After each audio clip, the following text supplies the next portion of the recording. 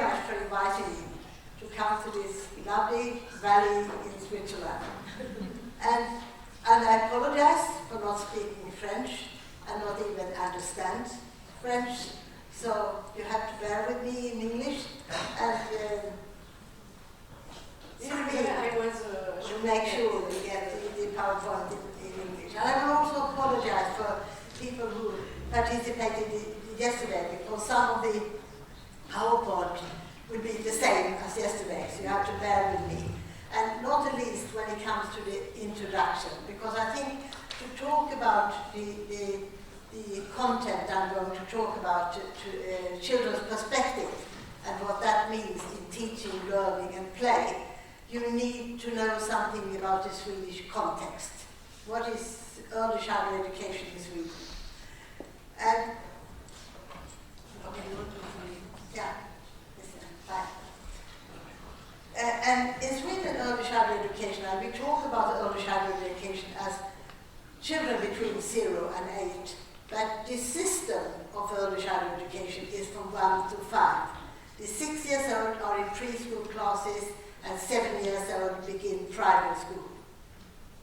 So it's different when it comes to the age groups. And right now, there is a debate going on in Sweden about lowering the school age to 6 years of age instead of 7. And that has gone on since the 1960s. And I don't know if they will succeed now.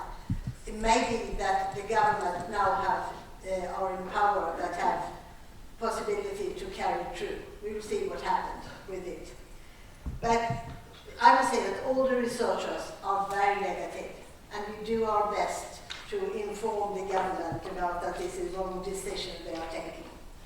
Well, children are in preschool from 1 year of age. Already 60% are in preschool before they are 2 years of age.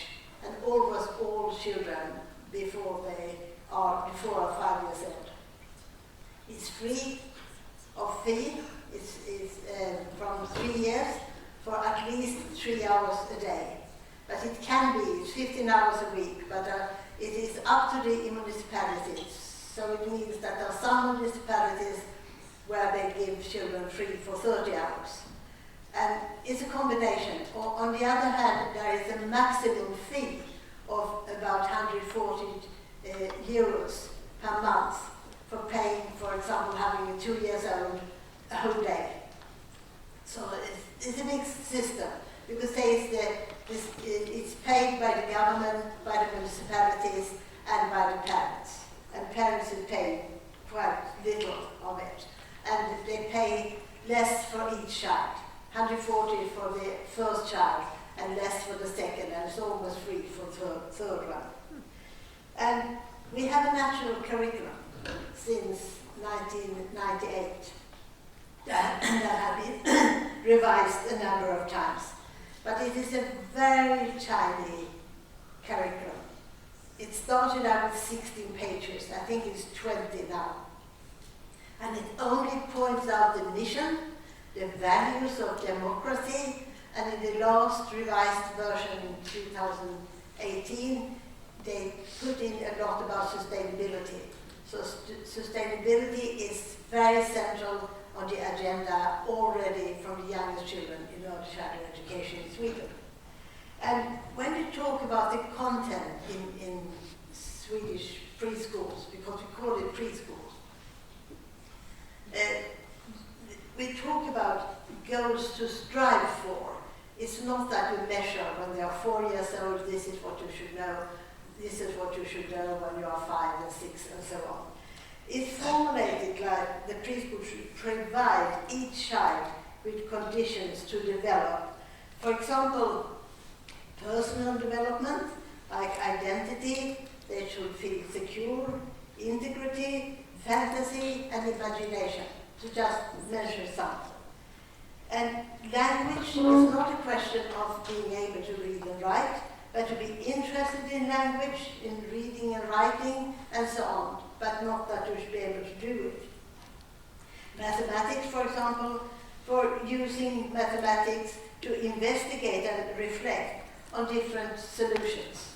So it's not a question of being able to do a lot of mathematics. And natural science and technology, it has to do with plants and animals and simple chemical processes and so on. And when it comes to sustainability, I mean, there are many goals, but I would say it could be, for example, how people make different choices that people make will influence the society or the nature in different ways. So that is the way it's formulated, that you should provide opportunities for children to go in this direction, but you don't know where children will end up. You will not measure and say if they have put the stamp of that they have failed or have succeeded.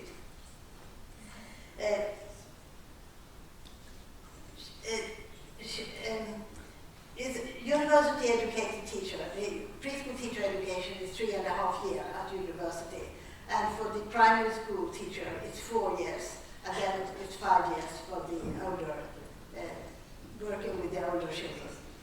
And I suppose in Sweden, as in all other countries today, it is a question of competition. We compete on the PISA study and whatever it's called, many of these international studies. And of course, it's always the Asian countries who are the top countries. And as Sweden, as many other countries are saying, oh, we are not the best one. We are in the middle of all the different countries, but we are not satisfied. There's always a debate every year when they present these results that we haven't improved very much. On the other hand, there came a survey the other week saying that in 2023, Swedish grade 8 children was the second best in the world about when it comes to society questions, about democracy, about sustainability, and so on. So it's all a question of what do we want with the society, what do we want with school. So then, okay, I have to stay here. I will not go around. I'll try to be still. Okay. Anyhow, if we look at research in Sweden about preschool, but that has developed at the same time as preschool itself, because it started in the end of the 1960s with people going into to make research about preschool, doing research in preschool. And when you see, I work with the Norwegian government where we did a kind of survey to look at research about children and preschool, you can see that it has been different in the Scandinavian countries. We very early started with doing research in practice, what's going on, compared to the big, huge studies in the United States with a lot of statistics and so on. It had been more smaller studies within the context of preschool. And that has, to a large extent, meant that teachers have felt that it's more appropriate for them because they recognize themselves in the results coming up. And we could say that, so that has expanded at the same time as preschool have done. I was the third preschool teacher in Sweden getting a PhD in 1983, and today it has exploded. It's hundreds and hundreds of preschool teachers who have got a PhD. Well, as you understand, I feel like I'm part of the history of the Swedish preschool, since I have been involved both in practice and in the academic development of it since the 1960s. And we have always worked with, well, you could say that the preschool has not always been the way it is, because there has always been earlier a struggle about daycare and preschool. Preschool have been part-time for women who are at home and can have their children away for 3 hours, while daycare have been for mothers often who worked. So that has been a struggle for many years where they have tried to integrate that. And in the 1960s we had a big survey where they tried to find out what did the society today look like. And we know that we needed a lot of women in the labor market. and the women were out in the streets shouting that we need daycare for our children because we can't work if there's no one taking care of the children. And that ending up with a big conflict in the government, where different parties, and also within the different parties, there was a struggle: should we have a preschool, like school, and a daycare to take care of children, or should we integrate it into a home? And the government, the people who struggled for an integration won. And since the 1960s, we have integrated play, learning, and care into the system. And there's no different if we talk it whole day preschool or part day preschool. Everybody is in the same system, with the same curriculum, with the same educated teachers, and so on. And there has always been a lot of cooperation between research and the Minister of Education. Not that they always do what we want them to do, but they are at least informed. As soon as there's something we think is important that they should know, we send it to them, and always get some sense back. And then you can see if they take it or not. And that could depend on many different things. What room they have, what space they have in relation to other parties.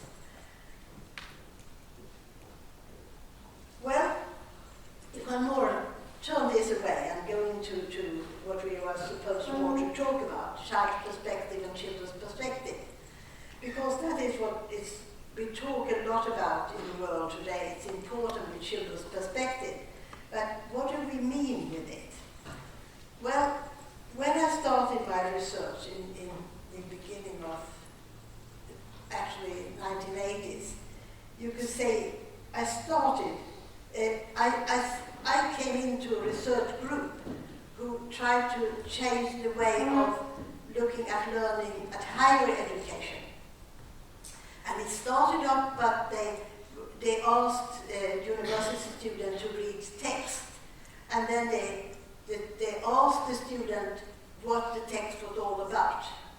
And they found very clear there was one group who concentrated on the text and the words and tried to remember as many details as possible.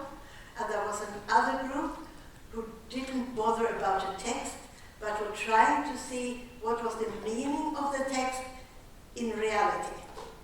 So it were two different ways to handle the learning situation. And that has then developed in many different ways when it comes to higher education. And since I was a doctoral student by that time, I turned that way of thinking or changing that into what does that mean for early childhood education, what they do in higher education.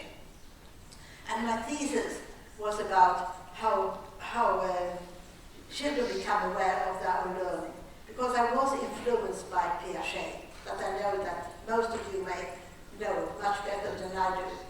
But I mean, he was actually one of the first person who tried to take the child's perspective, even though we can say later he dropped that and more looked into the structure of children's thinking.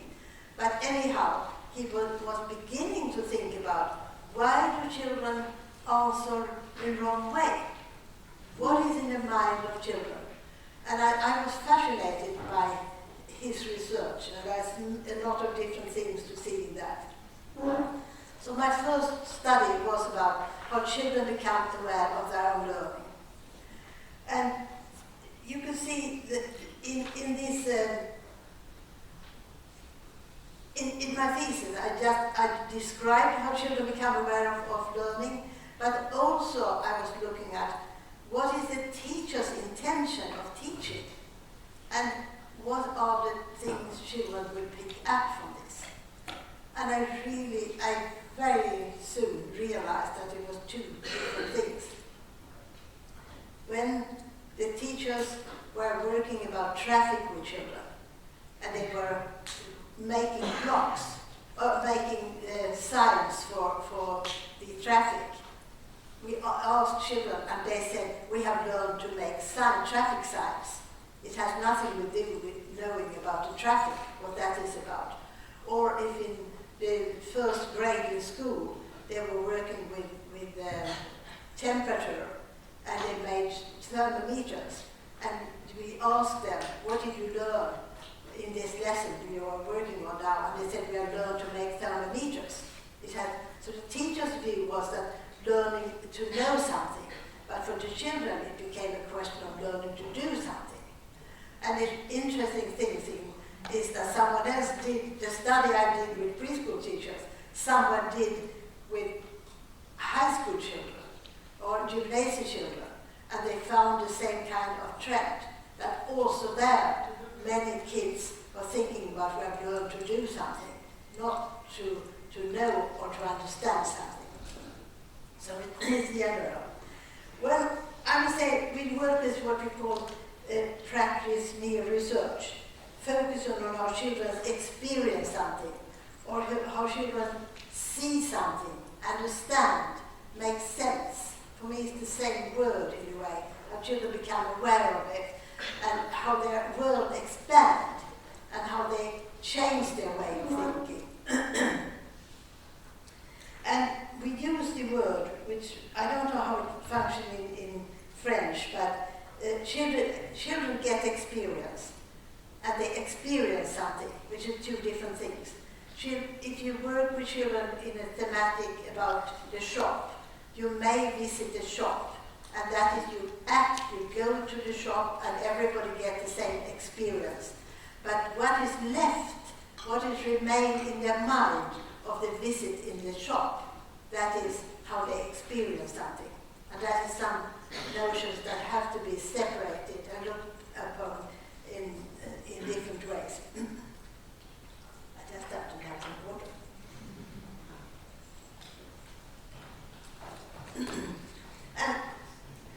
And I would say that this way, this kind of research led up to some kind of, when I come back to what we call development pedagogy, which is based on all this kind of research study, when we saw teachers' intention and what children understood of it. And then we realized that that is a way of children are think, reflect, and talk. I need more water, I think.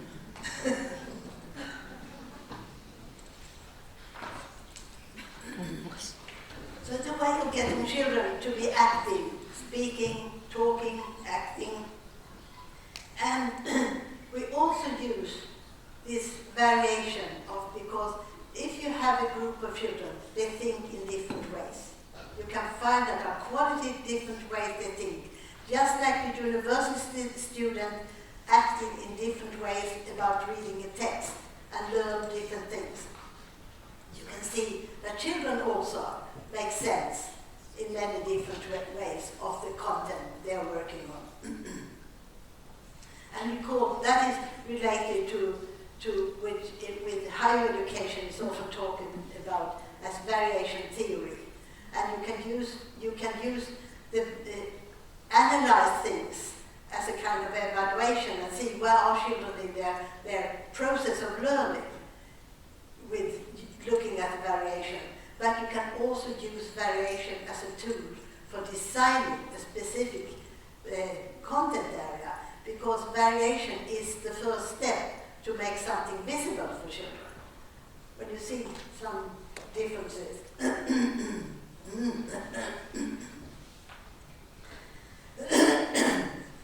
Well, what we also did, except describing this way of children's learning, we made comparison studies where we work with teachers and children in this development pedagogy, where they have worked with reflecting and thinking with children, where they used variation to make something visible to children, where they used metacognition to reflect about what they were doing and saying. And we followed other preschools working with the same kind of content, but wasn't involved at all in this kind of approach.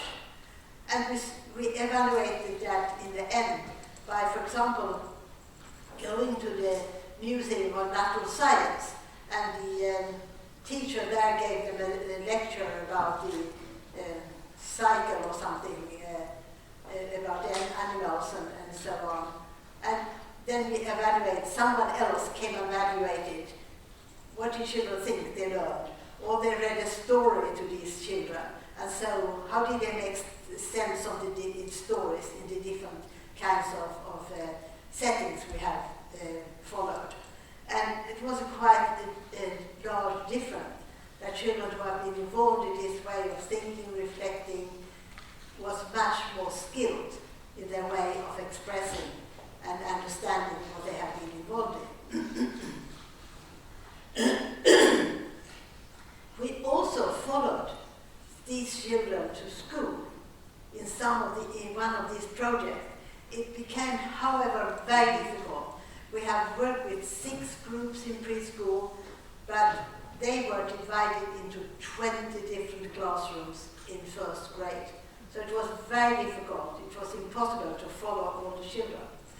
But what you could see was, as long as children were in preschool, who have been involved in this more pedagogical approach, they followed each other. They were all very good equipped when they started school. Whether you were in more social depressed area or if you were in the middle of the city, there were no big difference. But after 1 year in school, the difference was like this. Coming from the more social area, these children were here, and the other were not. And I think the title of the report we wrote from this study says a lot about children's meeting with the Swedish school, coming from preschool. We called it in Swedish, a quote from one of the girls, saying, first it was fun, then it got dull, and then you got used to it, used to begin to be in school. You were full of you thought it was so fun to start school, and then you found, no, it was not as fun as you thought it, and then you got used to it. You just accepted this is the way it is. So, now we will make an experiment here. I'll stop this and you will show. Is this play or learning? We will turn over to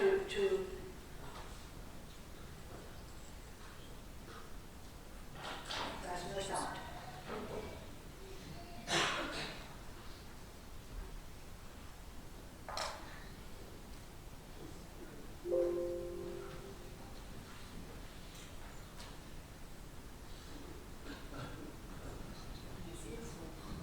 It doesn't matter. You can show it anyhow. I can talk about it.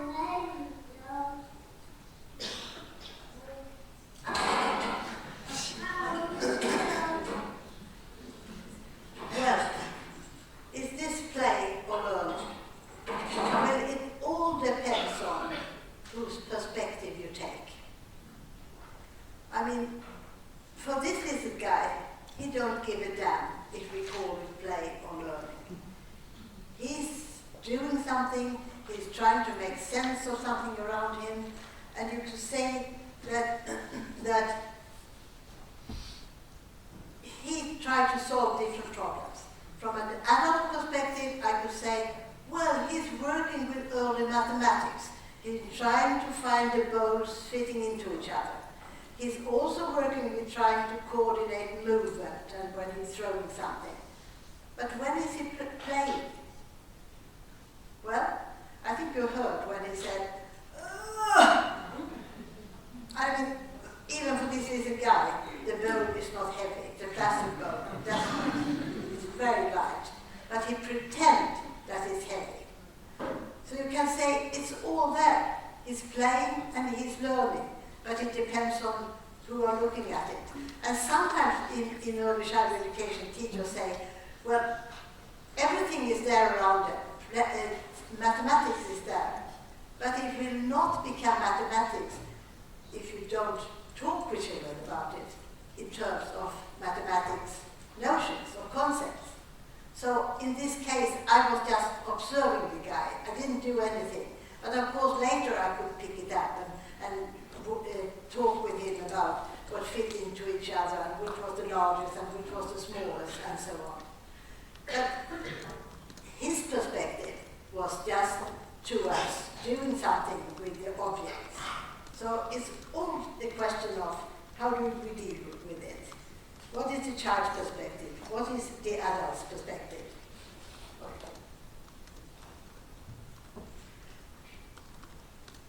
There are two different notions which I think is important. And the child's perspective and children's perspective.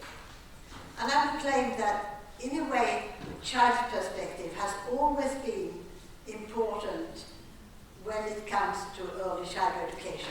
We always, at least in the Nordic countries, have always said that we are focusing the child, not the subjects.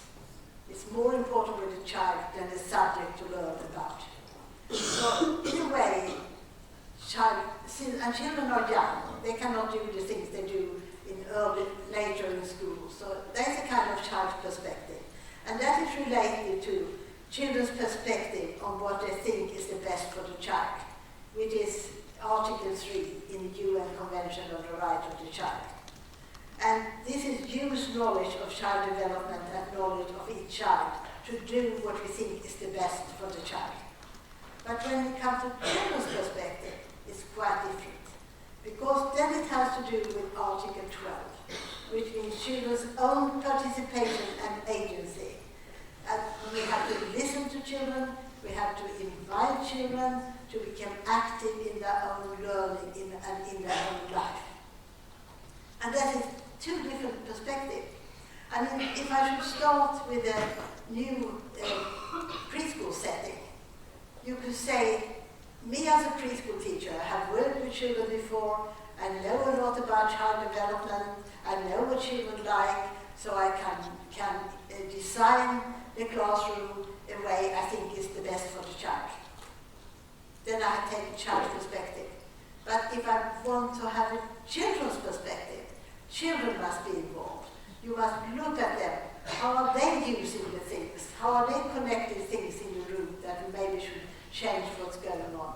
What are they saying about it?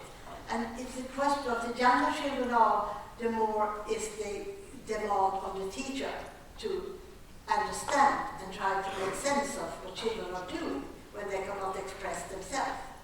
So it's two different perspectives that you have to bear in mind when we talk about child perspective and children's perspective. And how is this related to teaching and learning? Well, when it comes to learning, what children, it's from the kind of perspective I use in the research, or we use in whole our research group, is to develop an understanding of and create meaning. That's what it is about. A lot of other ways of learning. Learning to movement and your body and health and a lot of other things. But when it comes to make sense of, to understand the world around them, then it's a question of creating meaning and change the way of thinking and talking, to see, become aware of and experience. And that is, of course, all a question about the child's perspective. Teaching is what we use as an art of pointing something out for someone. Because that's the only thing you can do as a teacher. You can try to get children interested in, you can get children to become aware of and recognize something. But the process of learning is something going on within the child, or in interacting with the child and the world around them. So the teacher's role is more to put them on the right direction. So I would say that both, when you come to both the bonds to listen to and have challenging dialogue with children become very central.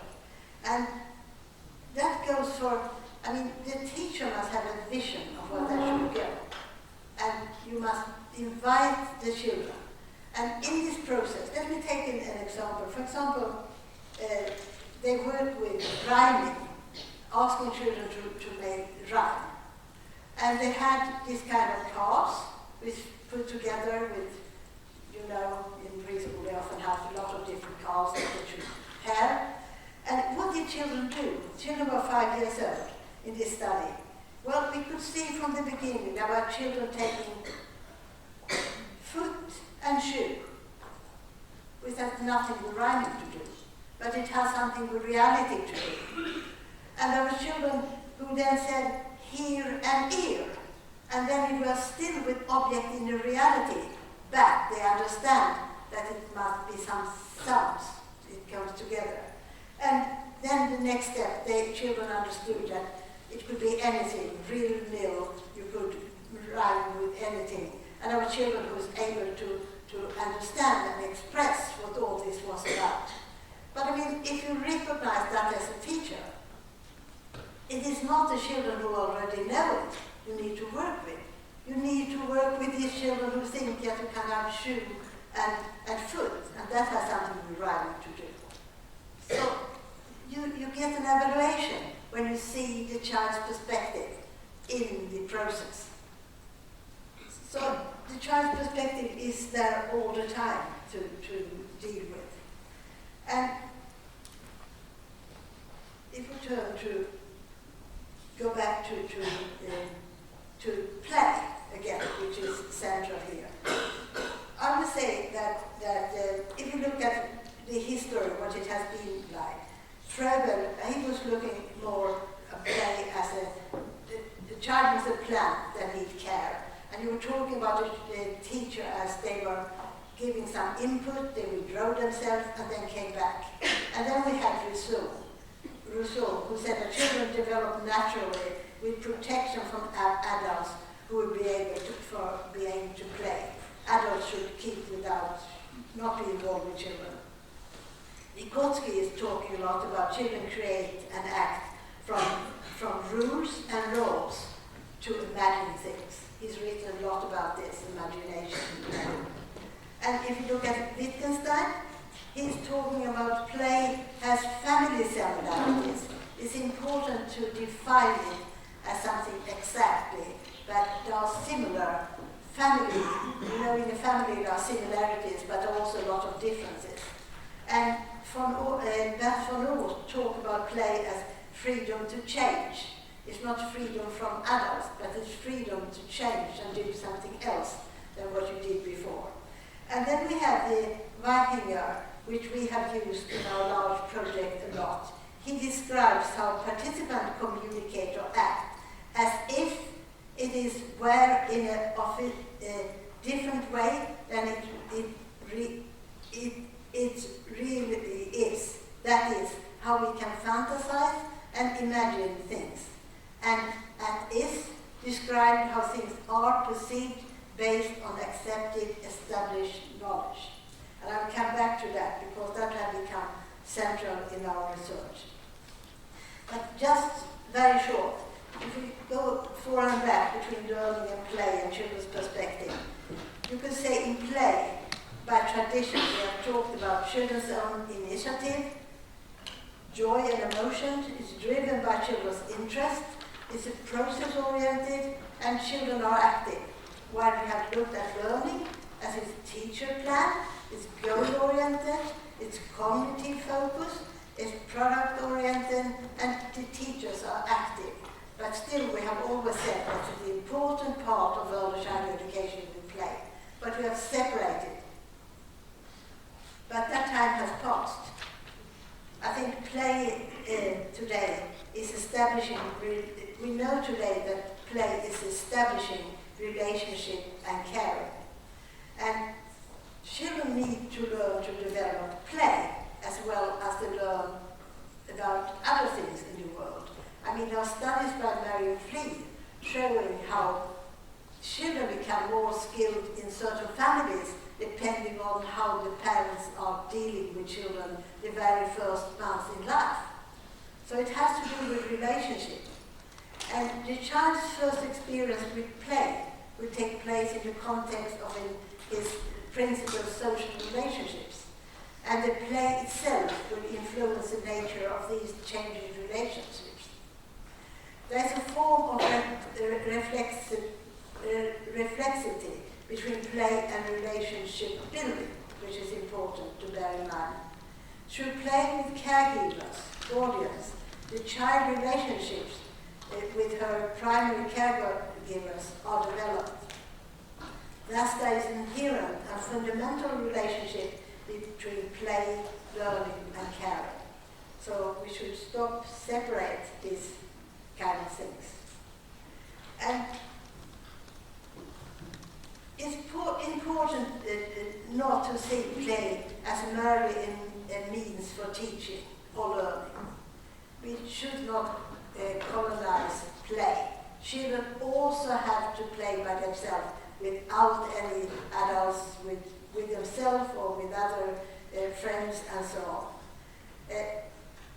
But also in a setting in preschool where play is central, also demands to teach need to be understood in relation to play.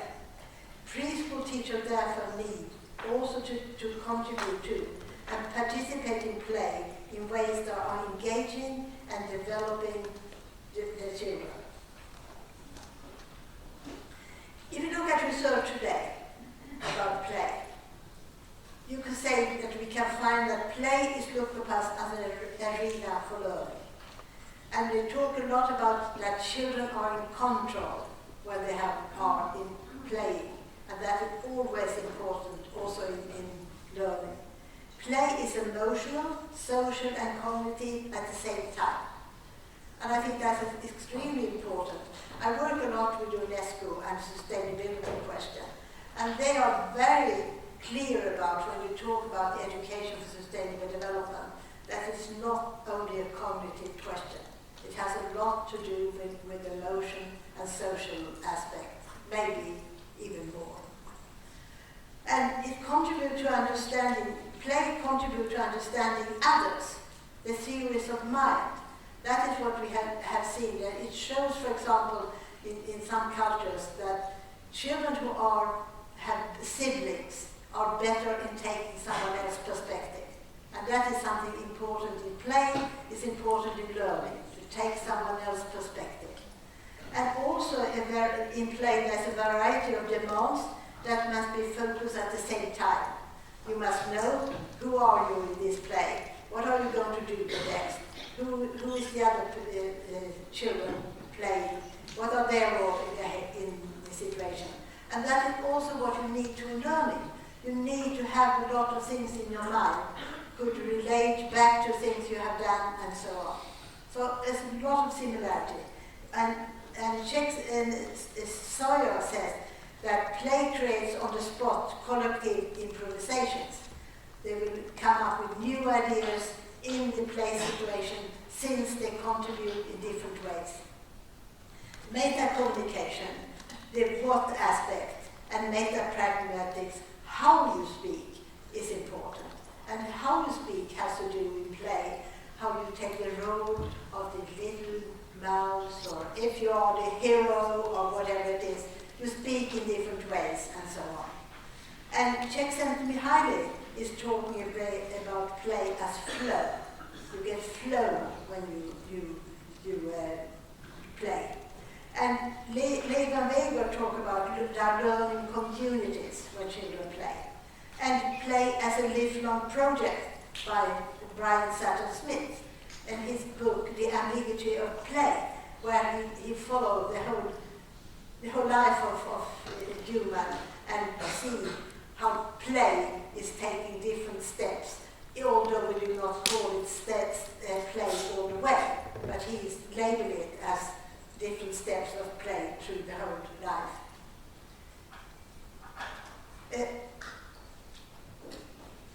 When I look at our own research, we, from the beginning, we did a meta study where we looked at all the research we have done, the 20 years.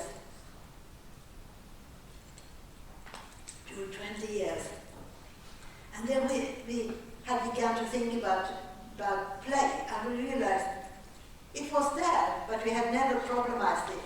We have written, I can see that I have described how children are playing in the different of the project or different things we have followed, but I had never problematized it and never related it to learning.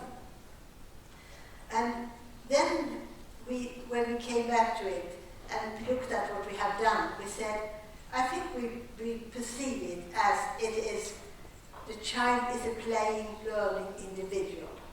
We put the integration of play and learning in children and say it's there all the time, both play and learning. So the integrated is within the child, who do not separate it. And then we said, so of course we need to learn from that as teachers and see how can we contribute to play and learning become integrated.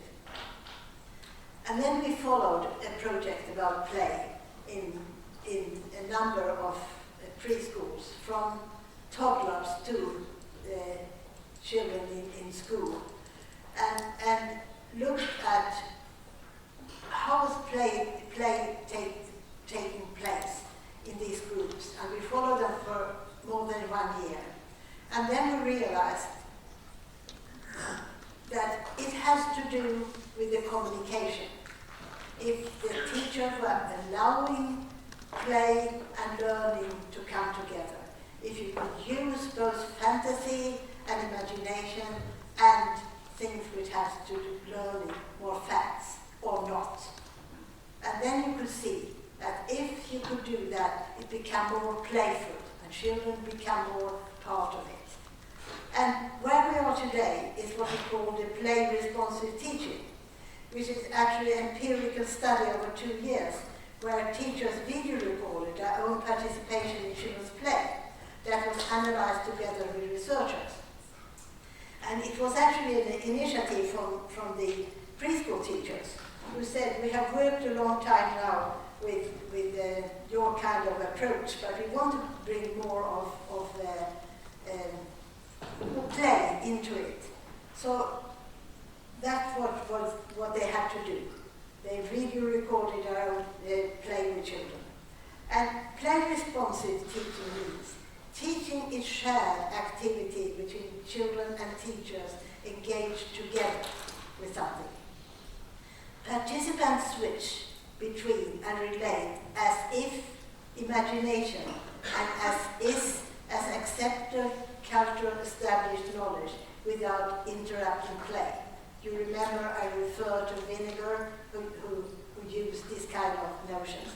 The teacher become participants and co-creators in play when they introduce cultural resources, that is, knowledge, or suggest additional fantasy, as if, that can help children expand play to develop it in new directions. So the teachers can contribute both with facts that will help the child to develop the play, but also to come up with more fantasy that can help the children to develop their play. Children's agency is promoted so they become genuine actors in their lives and learning, rather than passive recipients of instructions. And that is what we want. We want active children who are interested in learning about different things. So you can say from all the empirical work we have done, in this project, the focus was more towards the theory. We would try to develop some kind of theoretical framework, notions that we could use as a frame for, say, what is play-responsive teaching. And you recognize this notion. I've said it so many times, and I can say it again. As if, which focus on imagination, how something can be or become in play. As is, which focus on cultural established knowledge, facts. That is the main things that I think the teachers, first of all, grab in this kind of approach, because that is what they recognize and can use in many ways. The notion intersubjectivity becomes central, because it means that the subjective world of the teacher and the subjective world of the child have to meet. They have to focus on the same things, or they talk about totally different things. And that comes from the Norwegian researcher Ragnar Monnetveit, which is working with communication. But Elamsjö Blatchford used the notion of shared sustainable thinking, that the teacher and children share, that they are talking about and focusing on the same thing. And that is nothing you can do for a long time. If you follow children's play and see what's going on, it's very short moments when they are focusing on the same, and then they go away to something else. And that says a lot about learning. The notion of alterity, otherness, which means that someone in the play breaks the focus towards something else and can develop a play in a different direction, or not if the children don't want it to. It can be the child, or it can be the teacher. If you're playing something, you're playing in a home corner, and the teacher finds, I would like them to learn the notion about sustainability and all dirts coming in the sea that people have to pick up at the beach and things like that. So she said, oh, what about we pretend that we go to the beach instead? Then she changed to an alternative. She changed the play so she can use other notion, and it became another way of communication with children. And children can say yes or no, or children can say, or they play something and someone say, oh, I think we should go to the amusement park. And the other children say, you can go to the amusement park, we don't. So I mean, it's always a question about if you want to come along. But that is a way to expand the play in another direction. Meta-communication, which means that you stop and communicate about communication with yourself or someone else, about something you have done in play or talked about in play. And narratives become very central in this kind of approach, because we realized with the youngest children, narratives was excellent to use as a frame for play with children. But also for narratives for me. In the Swedish and Scandinavian context, we do not work in early childhood education with subjects.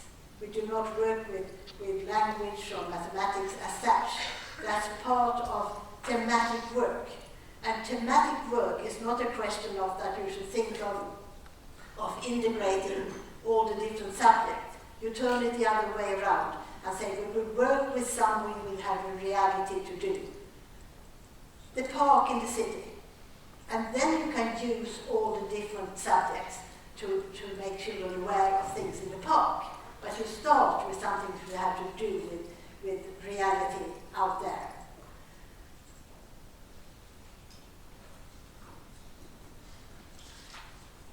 And a notion which came into this later is the notion of what if. And that started with someone in our research group started to work with teachers in school.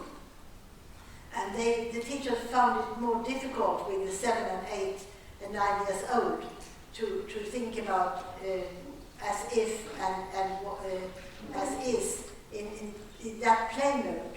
And then they began to use instead the word as if, to open up as thought experiment instead of play. You could say it's another way of playing, but it's more an experiment of the mind. What if it was me? What if it's just the opposite? What if what I take for granted is just unknown to others? What if what other people take for granted it was unknown for me? You could say these questions are also related to as if, which have to do with empathy. What if it was me? That has of course to do with empathy. But also it comes into critical thinking. What about if it was in another way? And that opened up for children in many different ways. And these are the examples. This is a child taking the initiative to this. It could be if children become aware of and used to this kind of experimental thinking, children can take the initiative, or it can be the teacher. And in this case, it's a child saying, if raindrops fall, and then it gets up again, and it gets crowded in the cloud, it falls down again. And the teacher said, what would it be like if raindrops didn't go around, if raindrops ran out? So he's saying, what would it be instead of what if?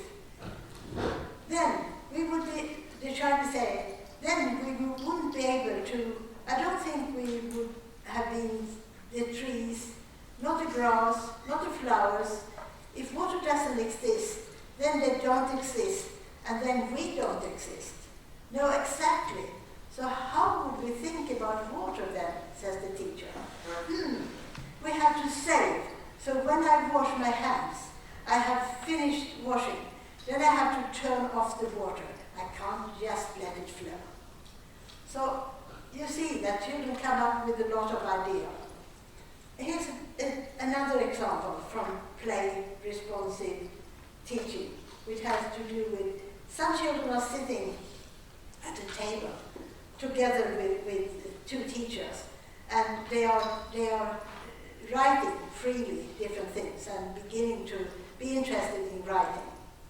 And then it's a child saying that Lynn is one of the teachers. The letter thief has stolen an L. Lynn, the letter thieves have stolen L. And then says Lynn, the thief. The child said, yes, it has stolen your letter. Lynn, oh no. Then what is my name if I no longer have an L? And the child, inaudible. Lynn says, then what is my name if I don't have any L? The child says, several words starting with Lynn. In, she said. In, says Maria. Or Lilla, little in English. And the child said, the letter thieves have taken your letter to Sanna, which is another teacher. Sanna, which of my letter has he taken? The child said, it, and point to S, Sanna. And then, what happened to my name? Did you find out? Maria covers with S and said, A-N-N-A, Anna.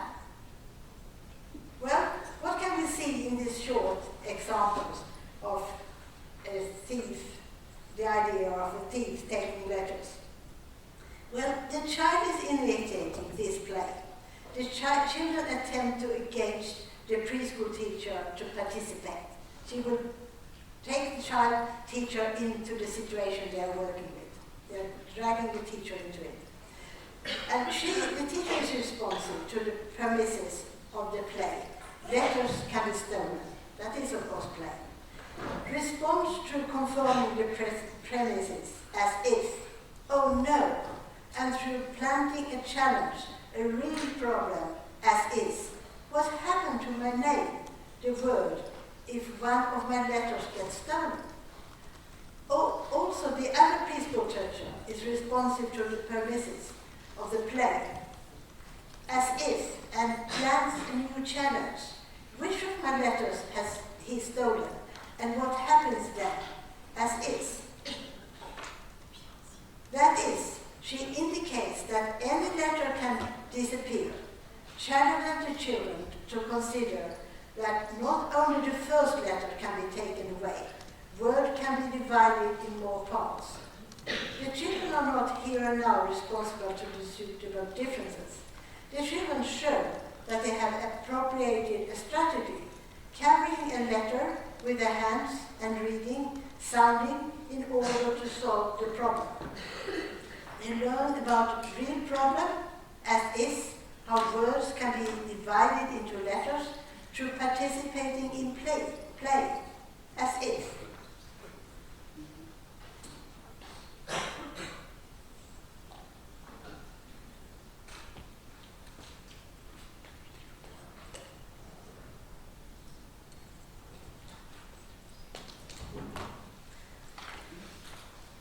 So it can be in all this kind of play responsiveness. It's not a question of that teachers have to be in the play as such, what children are doing. But if you look at all these notions I have presented, as if, as is, and so on, it is a question of how you act together with children. You can do it when you have your lunch, you can do it when you go out to take a walk, you can do it in any situation. It's a question of not separating imagination from play, from learning, because children will be better at imagination the more they learn. They will be better to learn the better imagination function they have. So that's the whole idea of it. It's a kind of approach that you can use. And of course, if you have a teacher, you cannot be playing with children all the time. You have a lot to do. But maybe you can be 20 minutes every day. You can agree with if you have an assistant. Now I will be together with the children for 20 minutes and do something with some of them. And you have to take care of other things. So what we realized quite early was that to be involved in this kind of play responsiveness with children, if we talk about it in play situation, not in other situations where you can use this kind of a play, then you need to plan for it. You cannot be engaged with children in play at the same time as you should answer the phone or said good morning to new children coming in and so on. So you have to use it in different ways. And it can be the children, if the children are used to this kind of play. I think what the teachers in our research project appreciated the most was that children in the end came and asked them to be part of their play. It has never happened before. Because they saw that teacher could contribute. They saw that the play developed in a way when the teachers was part of it. And that was what they liked. So that's why they asked teachers to come and play with them. And I would say, if I should summarize what I have said before and with children's perspective and child's perspective, children's perspective is a question or teaching is a question of directing children's awareness towards something. And children's awareness is what you see in their way of expressing themselves or in their way of acting. All what they are doing, you can interpret that in different ways as a teacher. And the more you learn about children's perspective, the better you become in it. And I mean, I can see today that I have done many hundred interviews with young children. And I can still see, when I transcribe interviews, there are situations where I think, I didn't really hear what the child was saying. Why didn't I answer? Why didn't I challenge her at that moment? So there's so many ways to learn about children's perspective. And I think one of the most important is to record yourself. To record, to put on a phone or whatever you have when you have lunch with children, when you are walking with children, whatever you do. And you get feedback of your own way of dealing with teaching, but also understanding more and more about what children are saying and why they are saying it. And I think we need not to plan exactly what children should know. We need to plan the direction. What is it we want? What is it we want them to learn about sustainability? What is it we want them to learn about mathematics? What is the most important aspect that we will make visible to them? What is it in reading and writing that is the most important? And we have to be open to children's ideas, and that's where the child's perspective comes in. We have to accept that they have other ideas, they understand it in a different way, and if they do not understand it the way we want to, we have to challenge them again. It doesn't help that we just tell them. It can help for some children, but for most children, if they are not there and have grasped the idea, for example with rhyming, it doesn't help if I just tell them what it means to rhyme. Well,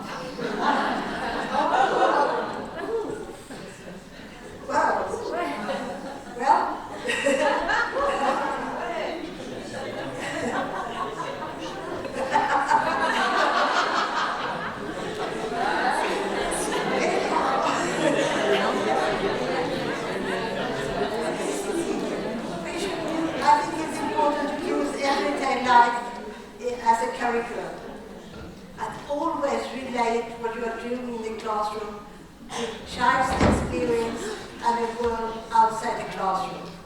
What difference does it make to try to work with children and technology to build things strong in the classroom if you do not any connection with why you should be able to build strong with British and whatever it is, something which has something to do outside the situation.